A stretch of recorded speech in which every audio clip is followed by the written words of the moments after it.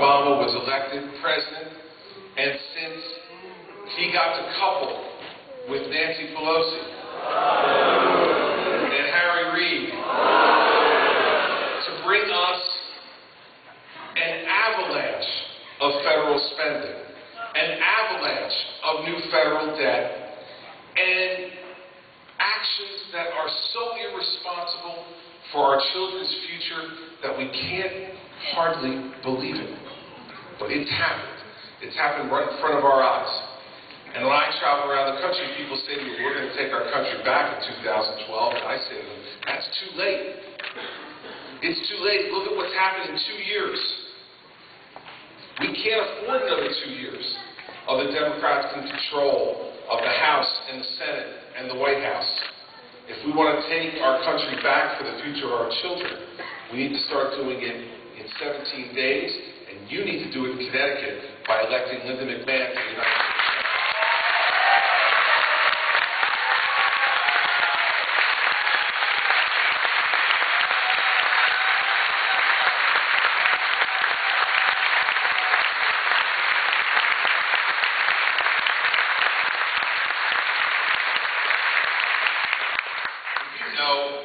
Because you've been listening to Linda now in this campaign, and she's spoken very clearly about what she stands for. You know that she's going to go to the United States Senate and understand how to create jobs, and that Dick Blumenthal doesn't have the first idea how to do that.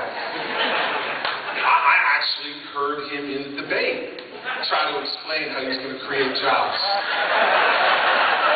And I thought John Corzine had problems in the debate. That was bad. That was bad.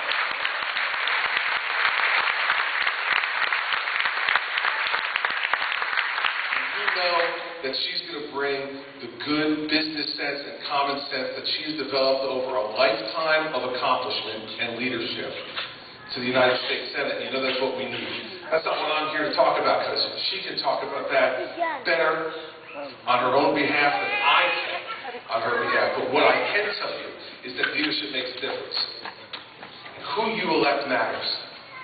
And don't let people tell you in this last 17 days, well, it doesn't matter, they're all going to be the same once they get to Washington. There's not going to be any difference.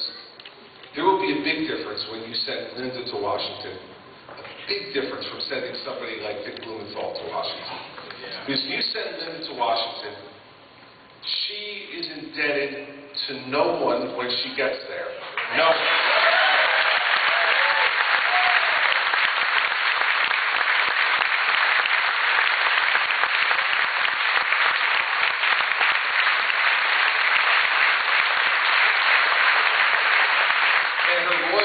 To two things.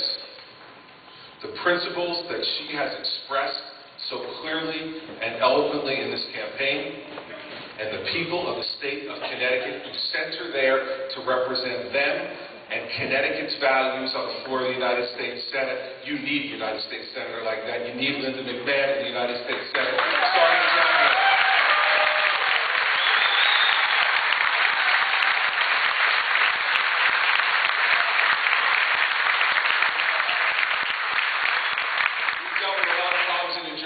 First 9 months on the job, and whether it was tackling the budget deficits that were left, $13.2 billion in budget deficits between fiscal year 10 and fiscal year 11, and we balanced those budgets without raising taxes or new taxes on the people of the state.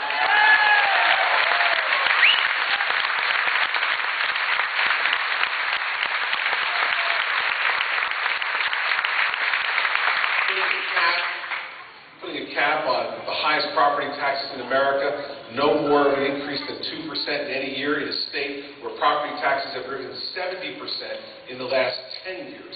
We got that done this July.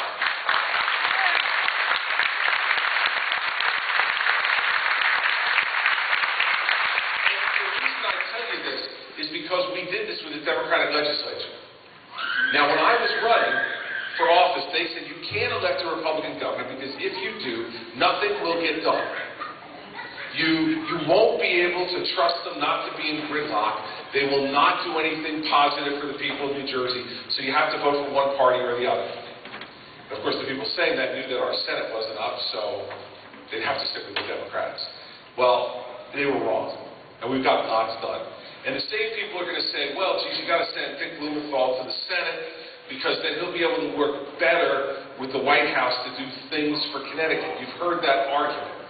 Listen, after the message that's sent on November 2nd by people all over this country that we need to change the direction, that message is going to be so loud and reverberate so far across this country that, believe me, the President of the United States is going to hear it, and he's going to know he has to work with people like Linda McMahon to get things done in the next 2 years.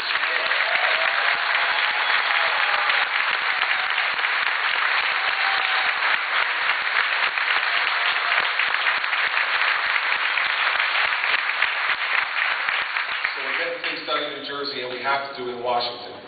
And you know we have to do it because the future of our children are at stake.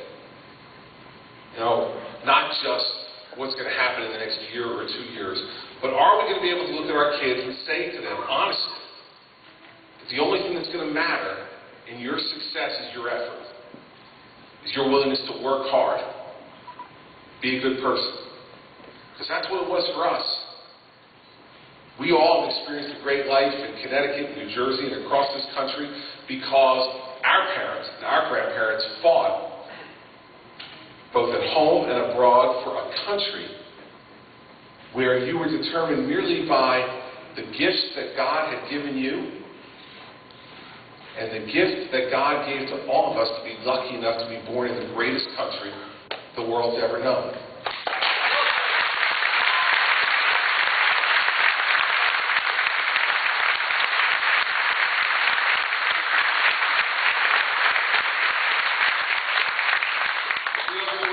Done on November 2nd, I fear we're not going to be able to say that to our kids.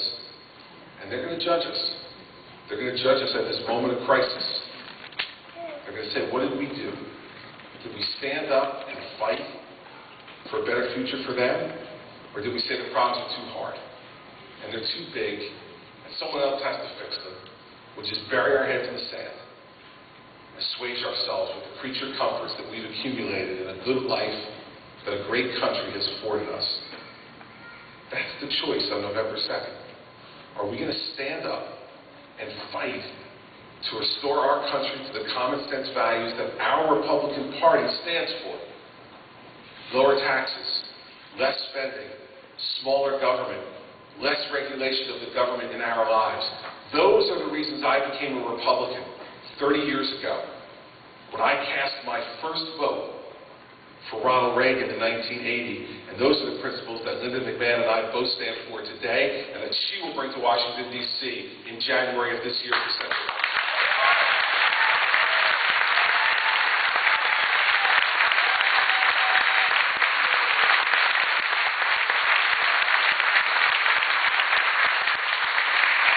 So there are 17 days left. 17 days left, and you know how hard she's been working. And you know how hard she's going to continue to work, so you don't have to worry about her. So here's the last thing I want to say to all of you.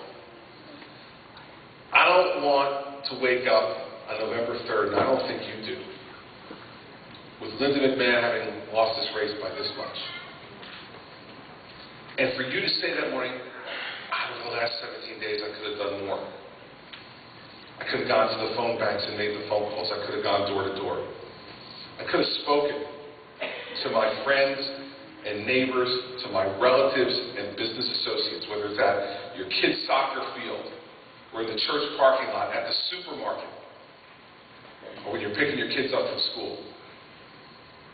I could have told them that I've met her, that I've looked her in the eye, that I've taken the measure of her, and that I know that she is the absolute right person to send to the United States Senate. Because I'll tell you, most people, with our lives being as complicated and difficult and challenging as they are right now, they don't have time to focus on politics. It's not that they don't want to. They literally don't have the time. They want to participate, and they want to vote. But they want to vote believing they're voting for the right person. You can be the friend or the neighbor or the relative who gives them the assurance of walking into the voting booth and pushing the button for Linda McMahon on November 2nd. You can be the one to do it.